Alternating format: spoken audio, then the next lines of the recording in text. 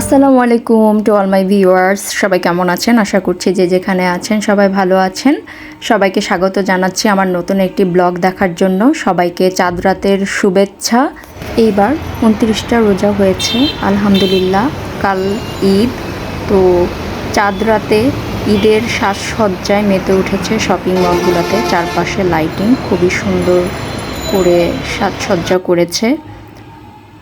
আর যেই পরিমাণের গরম পড়েছে এইবার, মানে বলাই চলে না।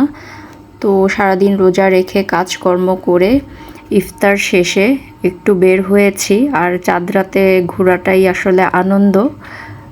তো মা মেয়ে বের হয়ে পড়েছি, শপিংয়ে একটু ঘোরাঘুরি করলাম, তার মধ্যে একটু জুস খেলাম। এত গরম, ইফতার করেই যেহেতু নামাজ পড়ে বের হয়ে পড়েছি, তো এখন একটু ঘোরাঘুরি করলাম। কিছু প্রয়োজনীয় জিনিস কেনার ছিল, সেগুলা কিনে এখন রিকশায় উঠে পড়লাম, বাসায় চলে যাচ্ছি।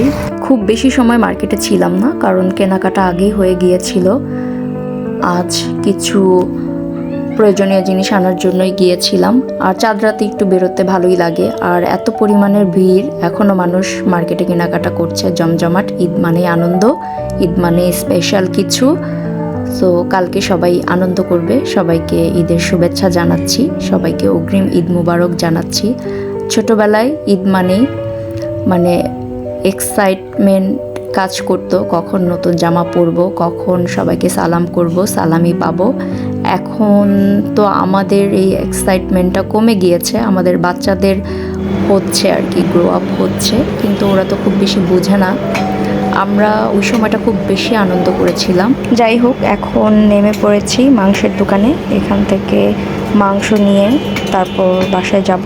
মাংসের দোকানে এসে এখানে মাংসের দোকানগুলোতেও খুব পরিমাণের ভিড়। এখন পর্যন্ত গরু জবাই হচ্ছে, কারণ সবাই মাংস বুকিং করে নিচ্ছে, কেউ দাঁড়িয়ে থেকে নিচ্ছে। প্রচুর পরিমাণের সিরিয়াল ধরে দাঁড়িয়ে আছে মানুষ।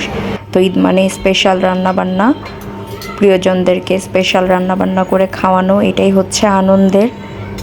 তো এই তো মাংস নিয়ে দেন বাসায় যাব। বাচ্চারা ওয়েট করছে, গেলে বাচ্চারা ওইখানে আবার অন্য কিছু আয়োজন করে বসে আছে। ওরা তো ওই তারাবাজিগুলা ফোটাবে, তো গেলেই ওদের আবার ওই চাঁদ রাতের ওই আনন্দটা শুরু হয়ে যাবে আর কি।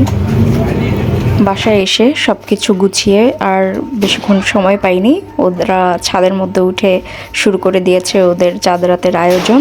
তো ওদের সাথে এখন একটু আনন্দ উপভোগ করার জন্য আমিও ছাদে উঠেছি।